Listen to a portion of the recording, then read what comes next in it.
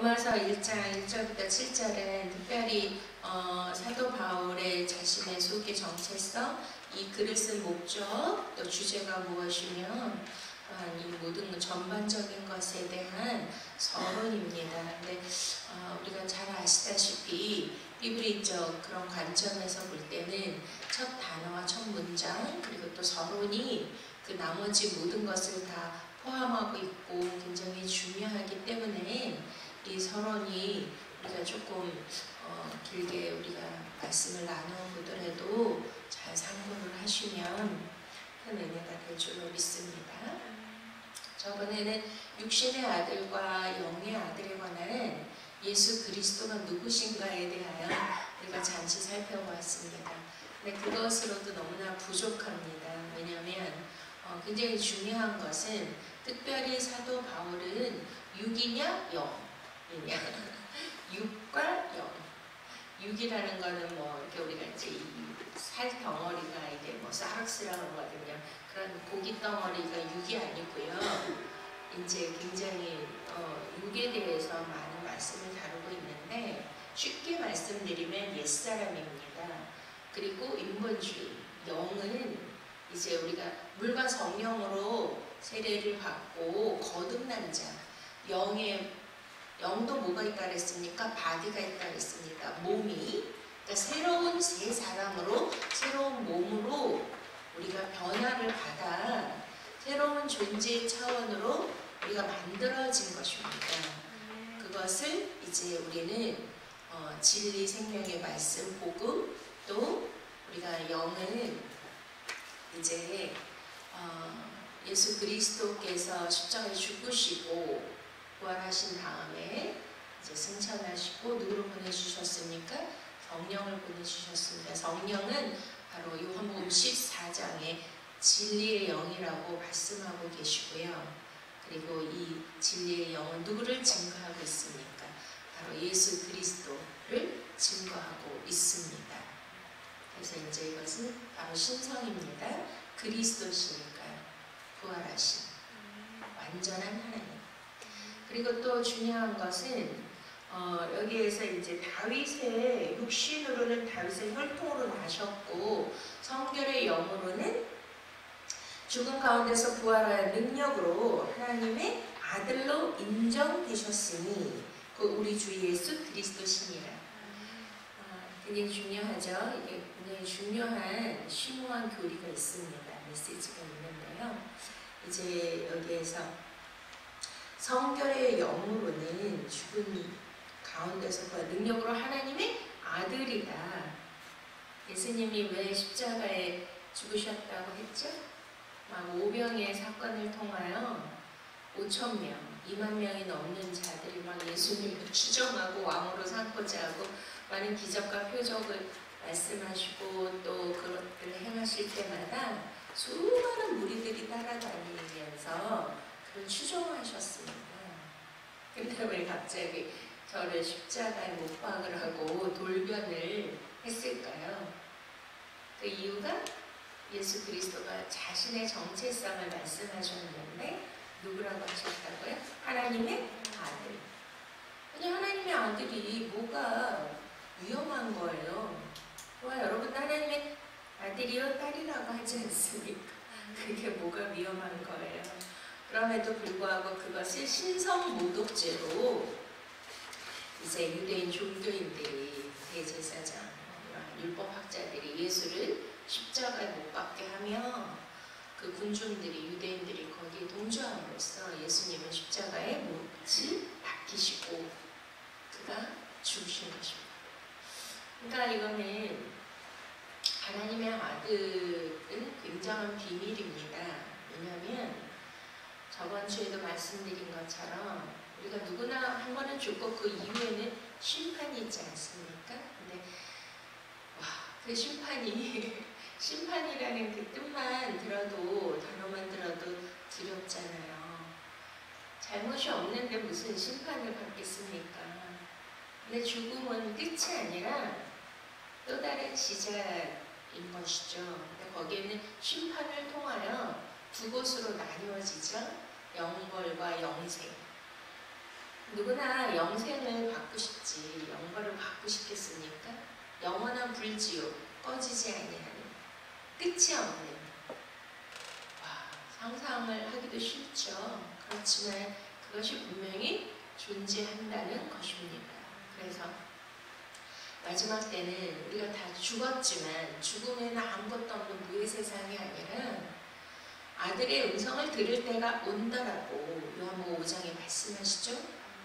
아들의 음성을 듣는 자만 영생의 부활, 심판의 부활이 아니고 생명의 부활로 다시 살아나는 것을 믿으십니까?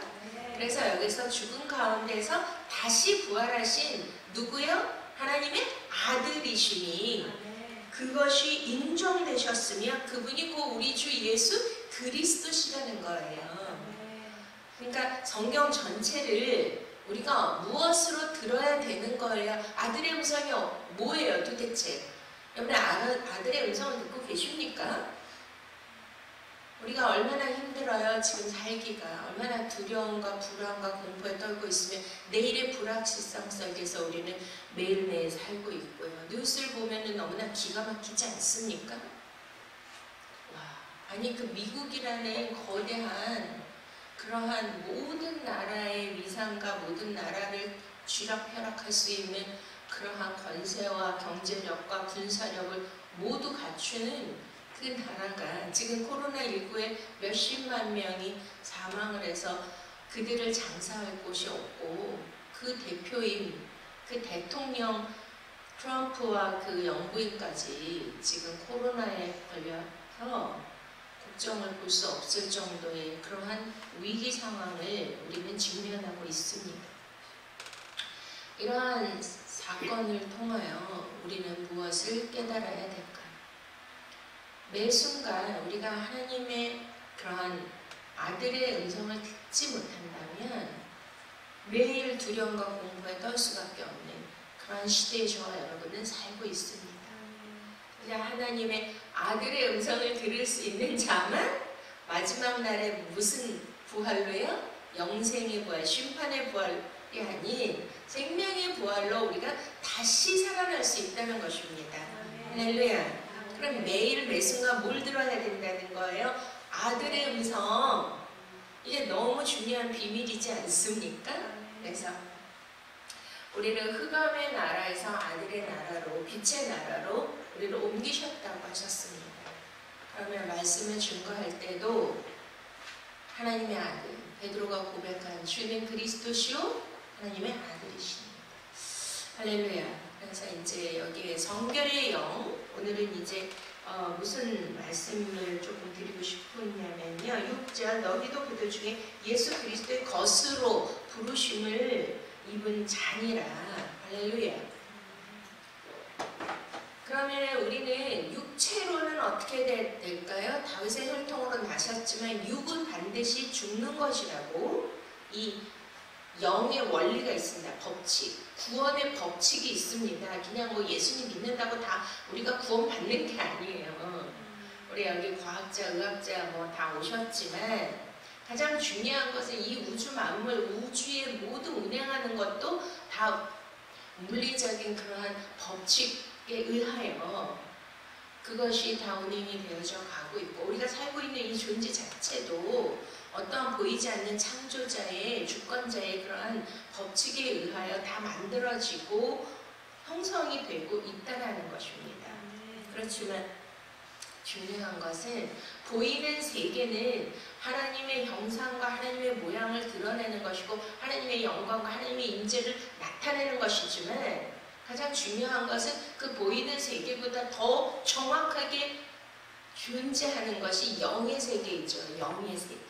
그 영의 세계에도 그럼 분명히 뭐가 있다는 거예요? 법칙과 질서와 원리가 있다는 것입니다. 그러니까 구원도 법칙과 원리가 있는 것이고 이 영의 원리에 따라 우리가 구원을 얻는 것인데 그 중에 가장 중요한 것이 니고데모가 요한복음 3장에 밤에 그는 이제 사내들인 공회원 율법학자의 최고봉이었지만 구원에 관하여 물어보러 오셨을 때 예수님이 물과 성령으로 거듭나지 아니하면 하나님 나라를 볼 수도 없고 갈 수도 없다. 분명히 말씀하셨습니다. 그것이 절대 불변의 영의 법칙이고 구원의 원리인 것입니다. 할렐루야. 이러한 법칙과 원리에 의하여 우리가 말씀을 논증해야 되는 것이 설교자가 해야 될 것으로 저는 생각이 되어집니다. 그렇기 때문에 자, 육으로는 반드시 죽는 것이고 이제 이것이 로마서 8장의 육에 관한 거, 영에 관한 거에 대해서 확실하게 뼈대로 우리에게 주시는 지침서가 로마서 8장이거든요. 그래서 로마서 중에 가장 중요한 장이 있다면 로마서 8장인데 여러분 많이 읽어보시고 묵상하시기 바랍니다. 그래서 영으로 사는 것이죠. 육은 무익한 것이고 영은 살리는 것입니다. 할렐루야. 그래서 예수 그리스도가 왜 죽으셔야 되는가? 그는 육으로 오셨잖아요. 하늘 보좌를 버리시고 하나님과 동등됨으로 취할 것으로 여기지 아니하시고 그분은 인간의 몸으로 육으로 오셨기 때문에 그 육은 반드시 십자가에서 한 번은 죽으셔야 되고 물과 성령으로 거듭나서 다시 부활하셔야 되는 것입니다. 영으로, 성결의 영으로 부활하시는 것이 이것이 법칙이잖아요. 영의 원리. 할렐루야. 그러면 우리에게도 이것이 적용이 될까요? 안 될까요? 우리가 예수 그리스도 안에 그 구속사 안에 들어가 있는 존재들이라면 특별히 사도 바울이 굉장히 강조하는 게 있어요. 우리가 에베소서 1장을 읽어보시면 한번 보실까요? 오늘 이제 중요한 말씀이 많이 있는데 일단 이제 어떠한 기준을 가지고 우리가 말씀을 상고해야 되는지를 그 원리 안에서 한번 보시면 좋겠습니다. 자, 3절부터 2장 찬송하리로다 하나님 곧 우리 주 예수 그리스도의 아버지께서 그리스도의 아버지라는 건 누구라는 거예요? 자신이 아버지의 아들 하나님의 아들 그리스도께서 다 같이 읽으세요.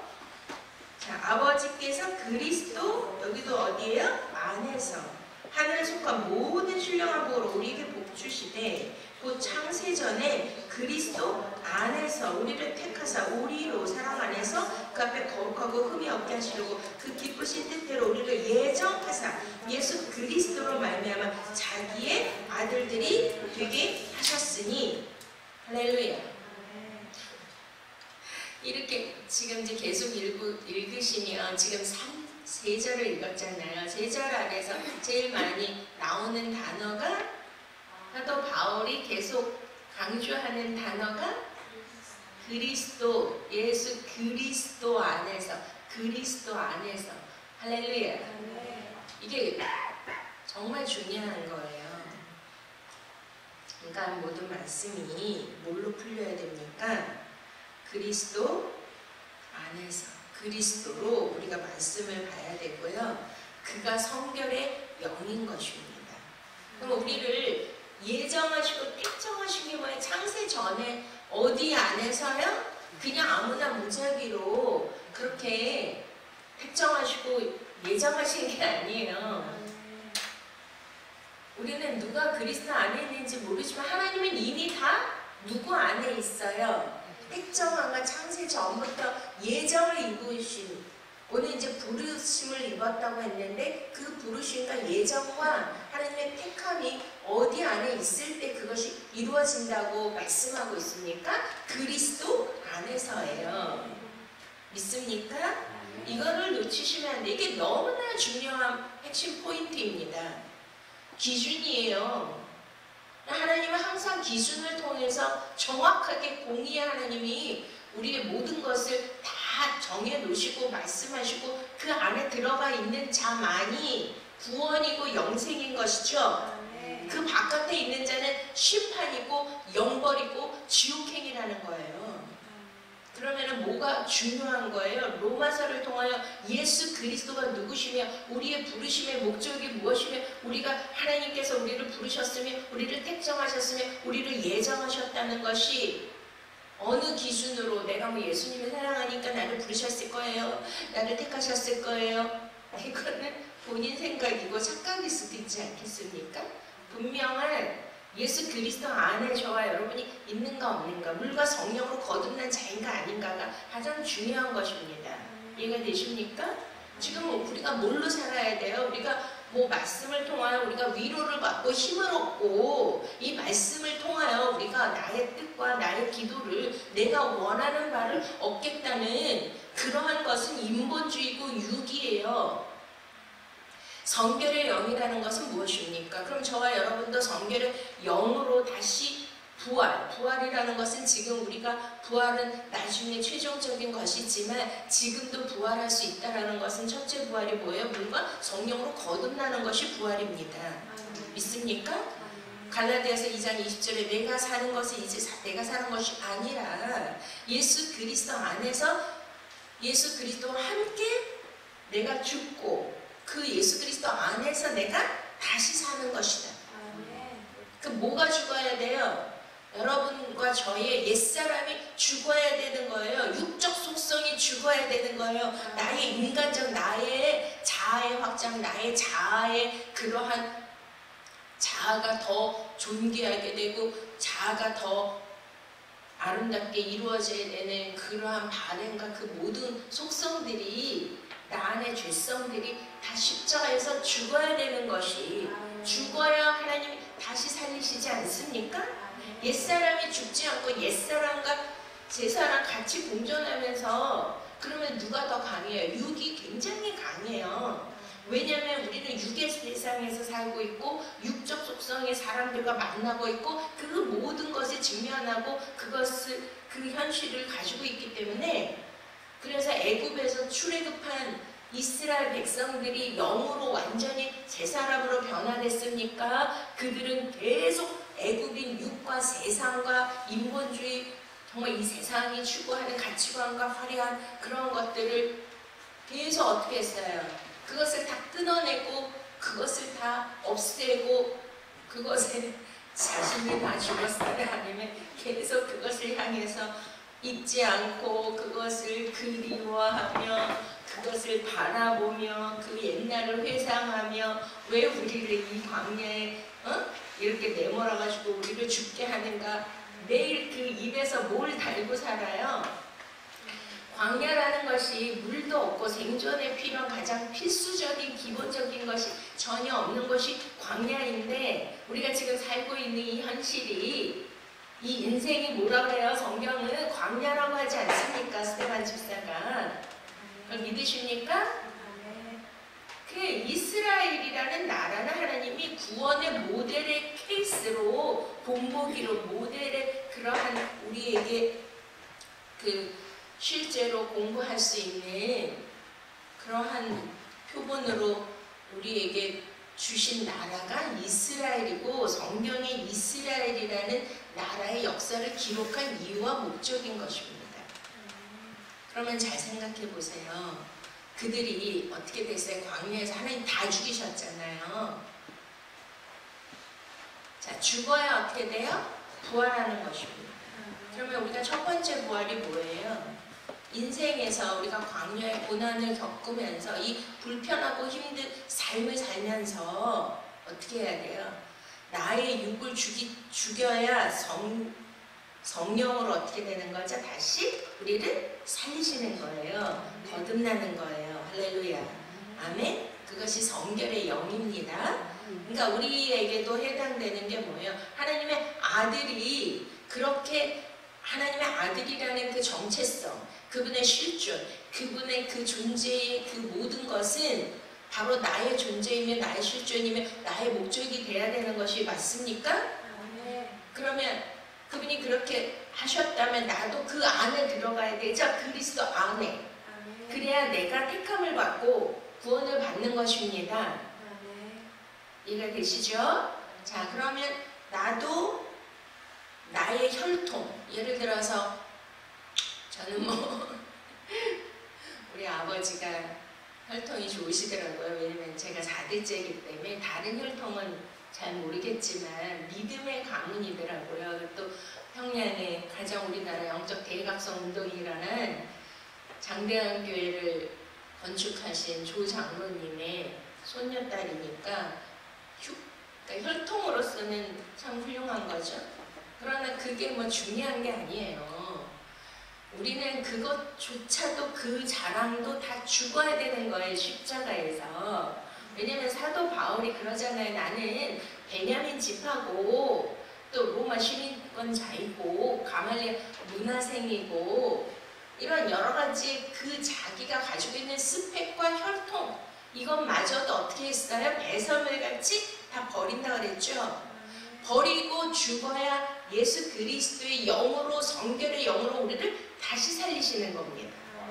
믿습니까? 그러면 하나님이 다 그러면은 뭐 가문이 좋고 혈통이 좋은 사람만 구원이고 그 사람들만 축복하고 하나님이 사랑하시느냐? 그게 아니잖아요. 우리가 구약과 이제 신약인데 신약에 와서 예수 그리스도께서 혈통과 가문과 또 현실의 스펙이 없고 백그라운드가 없고 가진 게 없고 비천한 자, 소외당한 자, 가난한 자, 병든 자, 너무나 천한 자, 주인, 창녀, 세리 이러한 자들하고 같이 밥상을 같이 하고 그들을 사랑하시고 귀신 들린 자, 막 병든 자 이들과 함께 하신 게 이것이 십자가의 사랑이라는 것입니다. 할렐루야. 이게 얼마나 우리에게 위로가 되는지요. 그러면 성결의 영이라는 것은 성결이라는 것은 다른 말로 거룩이잖아요. 하기오스라 그래 헬라말로. 그러니까 성결 깨끗해야 되는 거죠. 거룩. 그러면 우리가 행실로서 깨끗해야 되는가? 우리가 그러면은 이제 교회를 다니니까 일반 세상 사람과 달리 모든 면에서 윤리와 도덕적인 면에서 깨끗해야 되고 올바라야 되고 법을 잘 준수해야 되고 뭐 이런 걸로 기준을 삼는다면 맞을까요? 성경에서 깨끗하다, 성결하다, 거룩하다는 것을 그렇게 말씀하고 있나요? 아까 우리 최현명 원장님 기도가 너무 귀한데요.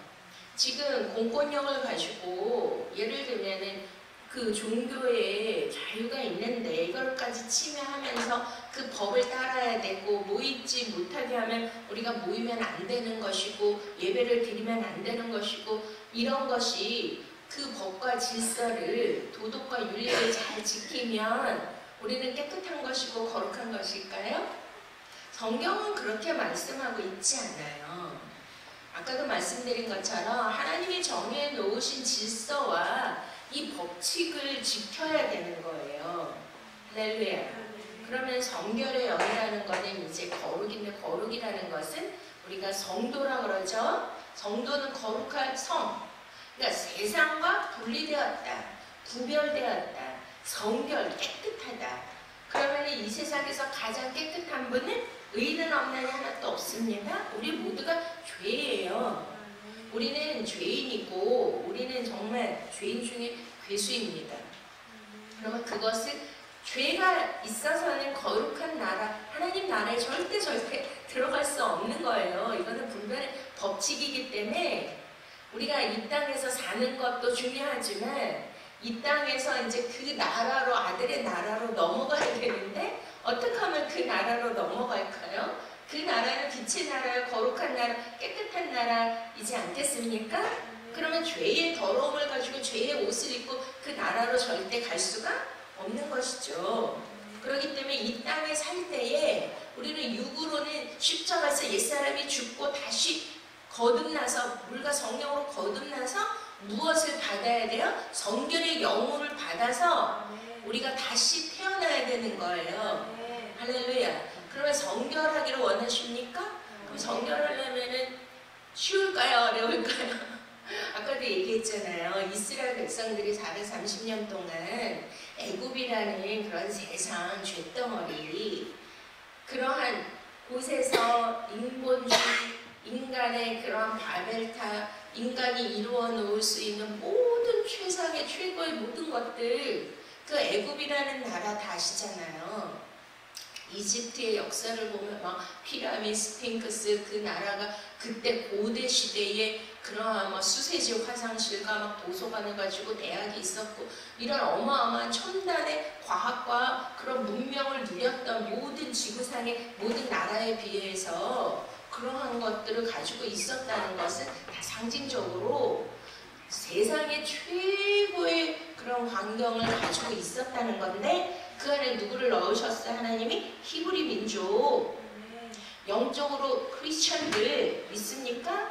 근데 우리가 지금 사는 세상이 어디예요? 최첨단 과학과 문명을 자랑하고 있잖아요. 근데도 보이지도 않는 코로나 그 균에 다 박살나고 이 창조주 하나님이 계심에도 인간들은 끊임없이 바다를 지금 쌓고 있는데 그래서 그 안에서 세뇌당하고 그 안에서 그 문명 안에서 그 화려함과 그 멋있는 것을 보면서 그것을 부러워하면서 살았던 죄의 종이었던 그 히브리 민족들을 어느 날 이제 때가 차네 예수 그리스도, 그러니까 모세도 예수 그리스도의 모형이에요. 그분은 이제 율법이시지만 그 율법의 그러한 예수 그리스도의 대표이신 그 모세를 통하여 이제 그들을 어떻게 하셨어요? 죄에서 출애굽시키셨잖아요. 그 출애굽시켜서 나온 것이 광야였단 말이에요. 바로 가나안에 7일이나 10일 걸리면 젖과 꿀이 흐르는 축복의 땅, 약속의 땅에 들어갈 수 있었던 거예요. 지리학적으로. 그렇지만 하나님이 40년 동안 광야 생활을 한 거 40년이라는 40이라는 숫자는 예수님이 공생애를 시작하실 때 바로 막 기적과 이적을 행하시면서 내가 하나님이가 하늘에서 내려온 하나님의 아들이고 내가 메시아다 이렇게 말씀하시고 자기를 커밍아웃 할 수 있었지만 그가 세례 요한에게 세례를 받으시고 겸손하게 하늘문이 열리면서 이는 내 사랑하는 아들이요 내 기뻐하는 자라 이 성령의 기름 부으심을 받고 바로 들어간 것이 광야이잖아요. 광야에서 모였을 40일 동안 줄이면서 금식하시면서 시험을 당하셨잖아요. 광야 있습니까? 그 40일이라는 것, 40이라는 것은 고난, 훈련, 연단의 기간을 뜻하는 거예요. 그러면 저와 여러분도 지금 어디 살고 있는 거예요? 이 현실에는 자체가 광야고 그런 연단의 기간이 짧고 쉬운 걸까요? 아니면은 길고 힘들고 어려운 걸까요? 그 외에 사람들이 뭐 내가 예수님 잘 믿고요, 교회 생활 잘하고요, 봉사하고요, 전도하고 그러면 분명히 하나님이 이 고난의 끝 그리고 막 축복이 쏟아지고 그냥 막 대박이 터지고 형통케 되고 이럴 거야. 그래가지고 사람들이 막 새벽 예배하고 작정 기도하고 막 그 고난의 문제를 해결하기 위해서 별의별 방법을 다 하지 않습니까? 그런데 우리가 이 영의 원리를 잘 깨달으면 이 고난이 우리에게 유익이 되는 것입니다. 할렐루야. 그 고난을 어떻게 하시냐? 하나님은 이제 마지막 때 저와 여러분이 살고 있는데 이 마지막 때는 더 하나님이 이제 막 재난의 시작이라고 그러죠. 마태복음 24장에. 그러면은 막 세계에서 일어나는 이러한 일, 전염병이 창궐하고 막 테러가 일어나고 이게 막 누가 보면 21장 마태복음 지금 24장 뭐 이렇게 이제 마지막 때 일어나는 일들이 지금 온 세상에 이러한 일들이 과연 일어날 수 있었을까? 한 정도로 이게 막 패닉 상태에 이를 정도로 이게 너무나 이게 현실로 다가왔고 앞으로는 더 큰 환란이 일어난다는 거 아니에요. 그러면 지금은 예수 그리스도가 다시 오심이 임박한 때고 마지막 때는 그 재앙과 환란이 고조되면서 어마무시한 일들이 생기는데 거기에서 저와 여러분들이 남은 자가 돼야 됩니다. 할렐루야. 거기서 구원받는 자가 되셔야 돼요. 믿습니까?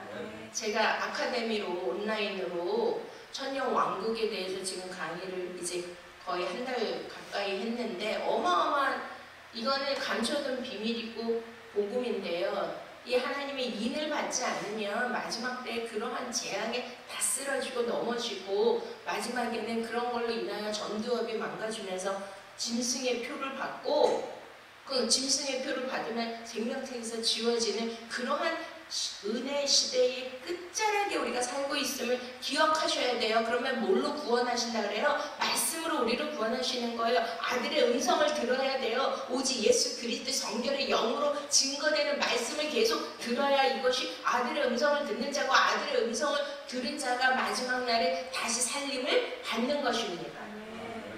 그러면 뭘 받아야 돼? 하나님의 인을 받으셔야 돼. 인이 뭐예요? 도장. 하나님의 이름 곧 말씀이니라 요한계시록 19장에. 그래서 다시 한번 이 강의를 통하여 이제 이 강의를 이제 거기다 올려주셔야 돼요. 그래야 이제 다른 분들에게도 전달을 할 수 있고 이것을 찾아서 듣는 분들이 계신데, 제가 하는 아카데미 강의니까 온라인이니까 이걸 꼭 들으셔야 돼요. 그 뜻이 아니에요. 아들의 음성을 들어야 되고 시대에 맞는 말씀을 들으셔야 되고, 지금 나팔절기잖아요. 나팔을 부는 것을 내가 듣지 않으면 에스겔서 33장에 그것을 듣고도 그것을 겸비하지 않는 자들은 그 피가 그 머리 위로 돌아간다고 주님 분명히 말씀하셨기 때문에, 저는 마지막 시대에 깨우는 종이고 나팔을 부는 사명을 하나님 주셨기 때문에 그것을 죽으나 사나 저는 해야 되는 것입니다. 그러니까 여러분도 정말 이 아들의 음성을 듣고 깨어나기를 원하시면, 아까 기도하셨잖아요. 기름 준비해야 되는 거. 지금 기름 준비하지 않으면 큰일 나는 거예요. 영생과 영벌로 나누어지는 그런 무서운 시대에 우리가 살고 있다는 것입니다. 그러니까 여러분들 있는 처소에서 언제든지 그 녹음 파일을 가지고 또 그 다 녹취한 문서를 받을 수 있으니까 한번 도전해 보시고 관심을 가져주시기 부탁드립니다. 그러면은 무엇입니까? 성결해요. 우리가 말씀을 한번 찾아보시겠습니다. 일단 마지막 때 어떻게 주님은 말씀하고 계시느냐, 스가랴서 13장 한번 보시면 우리가 8절 읽겠습니다. 여호와가 말하노라. 이 온 땅에서 3분의 2는 멸절하고 3분의 1은 거기 남으리니 내가 그 3분의 1을 불 가운데 던져 은같이 연단하며 금같이 시험할 것이라. 그들이 내 이름을 부르리니 내가 들을 것이며 나는 말하기를 이는 내 백성이라 할 것이요 그들은 말하기를 여호와는 내 하나님이시라 하리라. 아멘. 스가랴서는 제2의 요한계시록이에요. 그러니까 마지막 때 종말의 때 일어나는 일들을 말씀하고 있는데, 우리가 성경을 통하여 보면 다 구원이라고 하지 않습니다.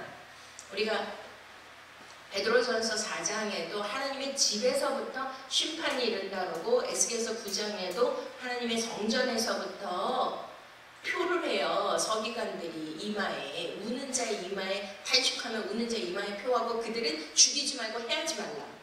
요한계시록 7장에도 사방에서 그 바람을 잡고 있는 천사에게 주님이 말씀하십니다. 하나님의 인을, 주의 종들의 이마에 하나님의 인을 치라.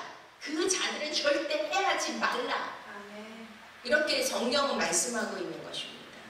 그러니까 이제 이 마지막 때는 3분의 1만 남겨두는데, 그러면 3분의 2는 어떻게 한 거예요? 축정이. 겨와 같이 다 알곡과 축정이를 가르는 시대예요 지금. 그 코로나로 인하여 예배를 못 드리게 하면 우리는 나라의 법을 지켜야 돼, 예배 안 드려, 우리가 각자 있는 데서 온날 그게 잘 돼요? 그 모이지 못하고? 그러니까 지금은 알곡과 축정이를 가르는 시대이기 때문에 여러분 목숨 걸고 예배를 지키셔야 돼요. 믿습니까? 그리고 말씀을 들으셔야 되고 아들의 음성 그리스도 안에 계셔야 됩니다.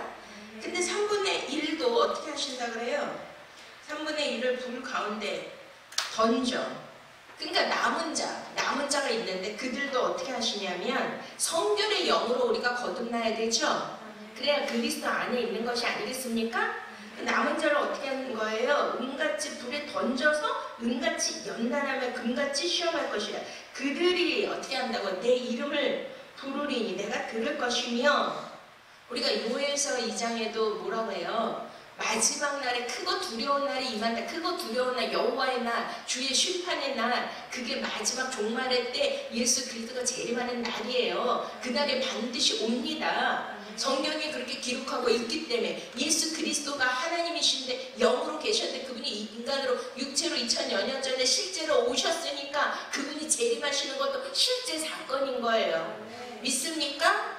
이것을 믿지 않으면 심판인 거예요. 그것을 믿으셔야 돼요. 그럼 저와 여러분이 지금 어떠한 상황입니까? 3분의 2에 들어가실래요? 3분의 1의 남은 자가 되실래요? 3분의 1 남은 자가 되어서 그 남은 자도 어떻게 하신다고요? 불에 던져서 금같이 은같이 연단하시는데 그때 주의 날에 내 이름을 부르는 자는 구원이라고 그러셨잖아요. 근데 요한계시록을 보면은 7 인자, 7 나팔자, 7 대접재앙이 나오는데 막 너무너무 무서운 환란을 주죠. 그 환란을 감하지 않으면 이 땅에 살아남은 자가 단 한 사람도 없다. 그래서 그날을 감하여 주신다고 우리가 마태복음 24장에 말씀하시는데, 우리가 상상을 초월해 죽고 싶어도 죽지 못하는 그런 환란이 임하는 거예요. 근데 그 환란이 임하기 전에 어떻게 해야 돼요? 저와 여러분이 성결의 영으로 이 연단을 통하여 깨끗함을 받아. 할렐루야.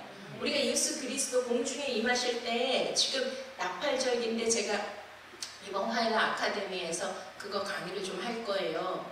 그 나팔의 의미와 그리고 성령의 인, 성령의 인과 하나님의 인이 좀 다르거든요. 그러니까 이런 것들을 우리가 모르면 안 되는 거예요. 이거를 알아야 아들의 음성을 듣는 거고 인을 받는 거예요. 하나님의 말씀으로. 믿습니까? 그러면은 어떻게 해야 돼요? 들림을 받으셔야겠죠. 그럼 들림을 휴거라고 하는데 그걸 아무나 줘요? 교회 다닌다고 줘요? 여러분 믿는 그 신앙의 도의 초보의 신앙을 가지고 들림받고 택함을 받고 부르심을 받겠습니까?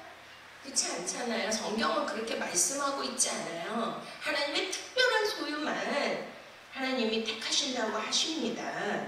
그러니까 내 이름을 부르니 내가 들을 것이요 이는 내 백성이라. 그들은 말하기를 여호와는 내 하나님이시리라 하리라.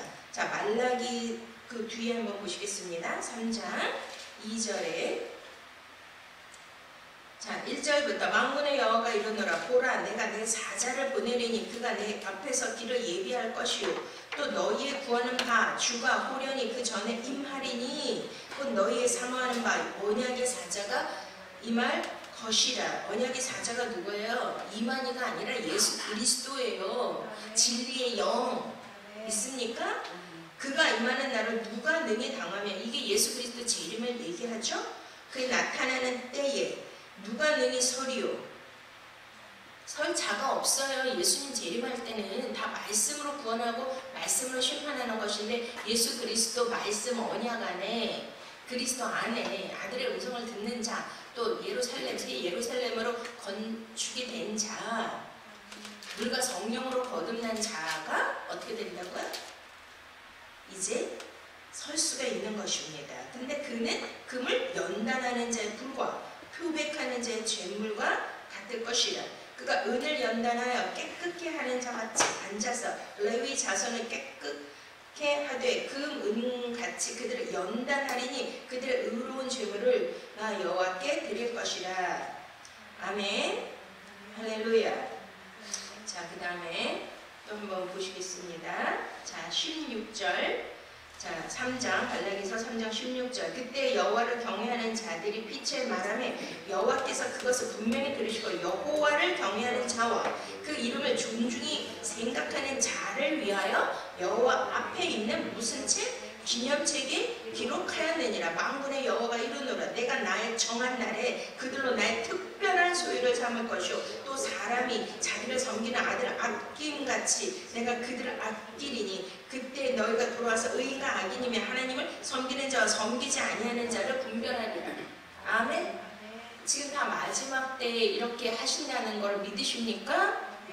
그러면은 여호와를 경외하는 자들, 여호와를 경외하는 거 저번에 말씀드렸죠? 이사야서 11장에 이새의 뿌리, 다윗의 그 뿌리 누구예요? 예수 그리스도가 누구로 오셨어요? 한 아들로 이 땅에 오셨죠? 근데 그는 정사와 권세를 내셨고 무슨 영을 가지고 계셨어요? 여호와의 영, 지혜와 총명의 영, 모략과 재능의 영, 또 무슨 영? 지식과 여호와를 경외하는 영. 따라 하시겠습니다. 여호와를 경외하는 영. 이게 다 요한계시록에 있잖아요. 그러면 뭘로 경외해요? 오, 주님 사랑해요. 예수님 뭐. 그게 아니에요. 여러분, 제가 이제 어느 사모님이 자기 따님이 좀 아파서 또 심한 이제 트라우마가 있어가지고 저한테 늘 기도를 부탁하세요. 이제 300명세 팀장님이신데 근데 이제 너무 또 막 힘들어서 못 오시고 하니까 제가 아카데미를 등록하셔서 이 말씀을 받으세요. 그 따님하고 그때는 성경 200독을 하고 있어서 그거 들을 시간이 없다고 누구를 통해서 왔어요. 여러분, 성경 200독이 중요한 거예요. 말씀의 내용과 중심의 그 비밀을 아는 게 중요한 거예요.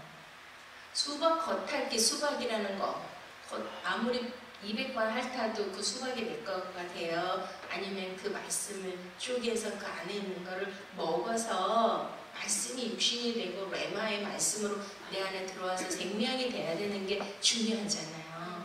우리가 이스라엘 가봤지만 이스라엘 그들은요 막 말씀에 막 다 달고 살아. 그리고 막 이사에서 전체를 다 외우고 막 다 외워요. 근데 그들이 구원이에요? 아니잖아요. 말씀을 외우고 읽는다고 되는 게 아니에요. 그거는 도의 초보예요. 도움이 돼요. 저도 수십 년 동안 주님이 말씀을 10장씩 하루에 10장씩 이렇게 서원을 시켜서 이삭이 낳기까지 매일 10장씩 하루도 빼지 않고 그 서원을 지킨 사람이에요. 그 몇 독을 읽었는지 저는 세지도 않았어요. 교만해지니까.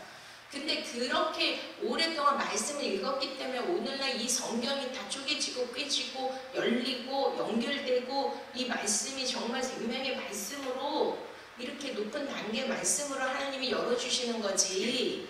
그거는 맞는 거예요. 그렇지만 중요한 건 때가 임박했기 때문에 우리가 언제 그걸 다 읽어요. 그러면 하나님이 말씀을 깨닫게 해주신 그 메신저를 통하여 이거를 받고 빨리 내가 깨어나서 기름을 준비하는 것이 저와 여러분의 관건, 목적이 돼야 되는 줄로 믿습니다. 그게 지혜로운 처녀예요. 슬기로운 처녀. 미련한 것이 뭐예요? 아무리 말을 해도 말귀를 못 알아듣잖아요. 벽창호같이. 근데 슬기로운 처녀, 지혜로운 처녀는 이미 하나님이 택하시고 예정하시고 부르신 자는 이러한 아들의 음성 그리스도에 관한 말씀을 전해주고 마지막 때에 나팔을 불어주면 그들이 막 이 영이 반응을 하고 막 깨어서 이 말씀을 막 진짜 목마른 사슴처럼 바짝 마른 스펀지가 물을 빨아들이는 것처럼 막 이렇게 물을 빨아들여가지고 막 지금 깨어나고 살아나고 이러한 자들이 생명으로 다시 태어나는 자들이 계시다는 거예요. 그러니 지금 여호와를 경외하는 자가 뭐냐면 이 말씀을 정말 레마의 말씀이 육신이 되는 이 말씀을 소중히 여겨서 정말 내 마음판에 새기고 그분을 찬양하고 말씀이 실제되는 놀라운 역사를 바라보면서 아들의 음성을 매일 들으면서 그분을 찬양하고 그분을 경외하면서 그분 앞에 내 옛사람이 죽고 말씀에 순종하여. 그래서 아까 로마서에도 뭐라 그래요? 이 사도 바울이 이렇게 얘기하잖아요. 그로 말미암아 우리가 은혜와 사도의 직분을 받아 그 이름을 위하여 모든 이방인 중에서 믿어? 뭐 한다고요? 순종해. 할렐루야. 말씀에 순종하는 게 내 의와 내 결단으로 되는 게 아니라 말씀이 나를 계속 쳐서 그 성결의 영이 내 안에 들어와서 나의 죄와 나의 옛사람, 나의 더러운 것들을 다 쳐서 내고, 그리고 예수님이 뭘로 오셨어요? 세례 요한은 나는 물로 세례를 주거니와 내 뒤에 오시는 분은 성령과 불과 성령으로 세례를 주신다.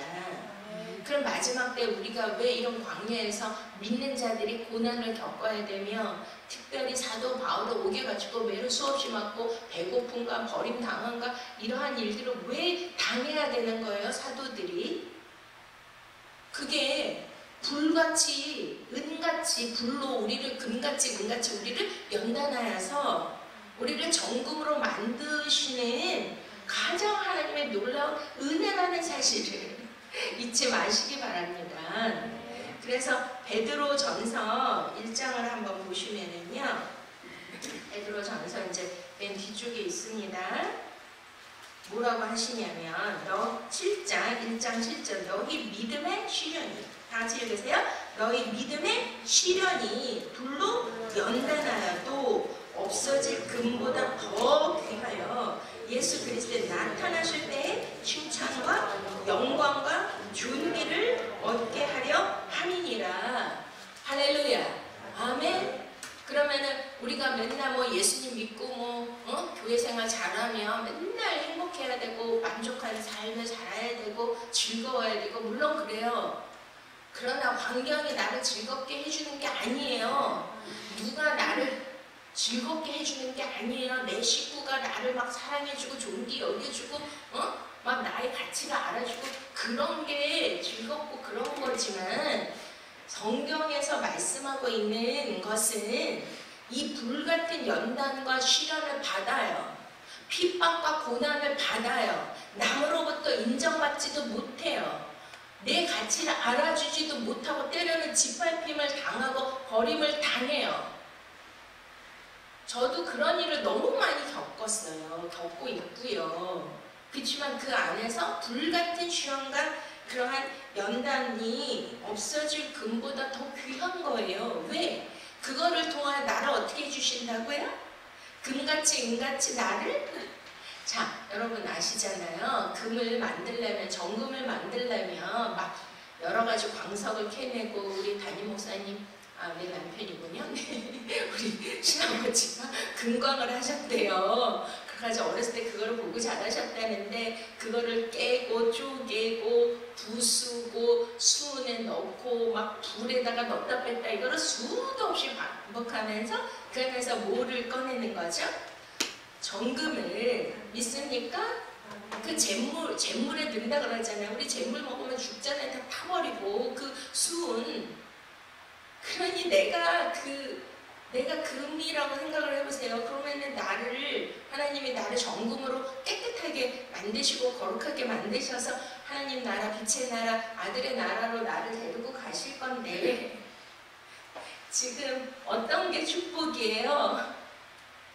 나를 그냥 재밌게 행복하게 편하게 신앙생활을 하게 내버려두는 게 그게 축복이에요? 아니면 나를 막 못살게 굴고 그냥 막 사람들이 나를 못살게 굴고 누구도 나를 알아주지도 않고 잘해도 잘했다 칭찬 한마디 못 듣고 어려움은 계속 오고 내 마음이 전쟁터고 막 힘들고 이런 것이 지금 뭐하고 계시는 거죠?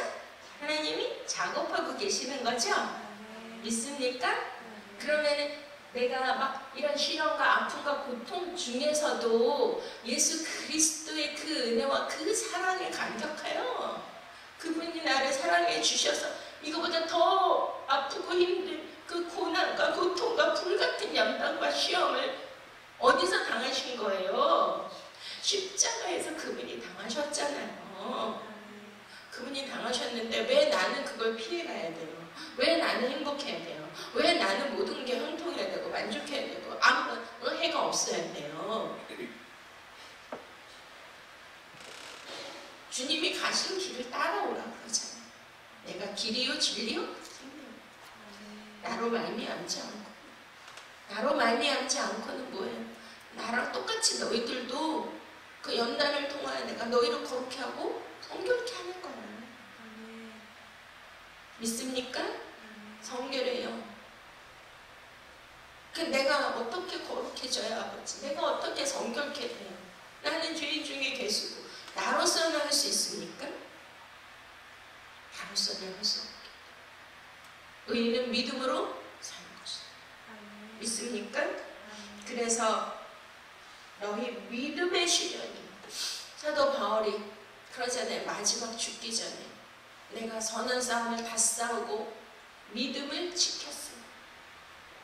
사도 바울과 같이 이렇게 막 말씀에 능통하고 정말 전도를 열심히 하고 자신을 복종케 하는 이러한 분의 발뒤꿈치라도 내가 따라갈 수 있을까요? 그런 분도 어떻게 했다는 거예요? 마지막까지 막 피 터지는 영적 전쟁에서 믿음을 지키고 선한 싸움을 다 싸우고 믿음을 지켰으니 유황 갤리온 승리 나를 위하여 면류관이 예비되어 있습니다. 의로우신 곳 재판장이었습니다. 나뿐만이 아니라 주의 다시 오심을 사모하는 모든 자에게. 할렐루야. 아멘. 여러분 믿음 생활하는 게 쉬운 게 아니에요. 여러분 추석 연휴 동안 믿음을 지키기 위해서 얼마나 고군분투 하셨나요?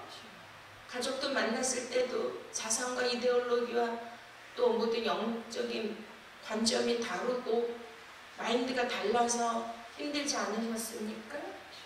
거기서 어떻게 해야 돼? 내가 예수 그리스도와 함께 죽어야 돼. 저는 우리 큰아들 가족하고 살게 하시잖아요. 그럼 어떻게 해야 돼요? 화목하게 살려면 나를 비워야 돼요. 내가 희생해야 되고 내가 자아가 죽어야 되고 내가 섬겨야 되고 모든 것을 양보하지 않으면 살 수가 없는 거죠. 가족이라고 여러분 행복해요? 가족이 더 힘들잖아요.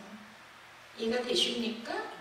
그러니까 우리가 이 믿음의 시련이 있습니다. 불로 연단해도 없어질 금보다 어때요? 그 믿음의 시련이 금보다 더 귀하다는 거예요.